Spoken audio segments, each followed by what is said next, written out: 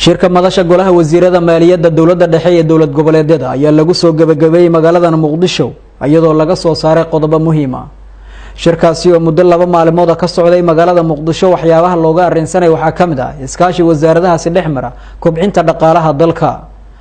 markii kulankaasi uu soo gabagaboobay ayaa waxa faahfaahin ka bixiyay waxyaabihii ka soo baxay wasiirka maaliyadda dawladda federaalka Soomaaliya Mudane Cabdiraxmaan Ducaale Bayle. bismillaahi raxmaani raxiim waxa farxad weyn oo ah in aan soo gabagabeynay shirkii wasiirada finance-ka federal government-ka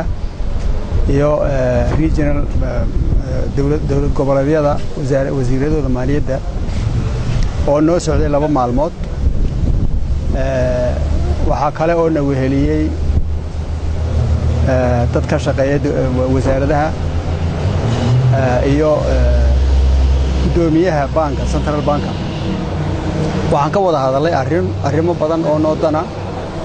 oo ay ka mid yihiin cashuuraha iyo sidii la isku day lahaa in loo mideeyo iyo dakhligada sidii wax looga qaban lahaa iyo arrimo kale oo la xiriira dalka wixii soo galeeyay wixii ka baxaya in meel laga joogsado. waxa kamid ah kale shuruucda dalka u taala meel ka socota in marka tu kale la diyaarinayo ama taab la diyaarinayo laga wada hadlo laga wada sheekaysto. waxaan isla gaadhnay inaan xiriirkayaga si xoojino inaan marar intan ka badan isku nimaadno inaan video conferences iyo teleconferences samayno telefoonka ku xidhiidhno inaan common email samaysano in dalkan wixii ka dhacaya ee finance ku shaqale levelkay doontaba haatee aan ka wada hadalno oo meel isla gaadhno oo waxa Muqdisho ka dhacaya ay ogaadaan saaxiibadayda kale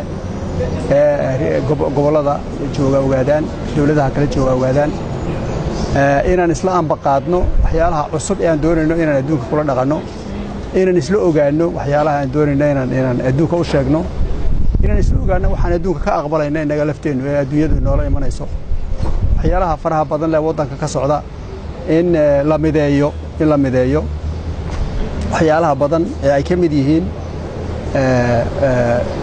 studies kala samaynayo ama inaan diraasaadka la samaynayo ee region laga samaynayo ee region kale laga samaynayo ee faraha badan leh in la isla ogaado inay isku mid loo samaynayo.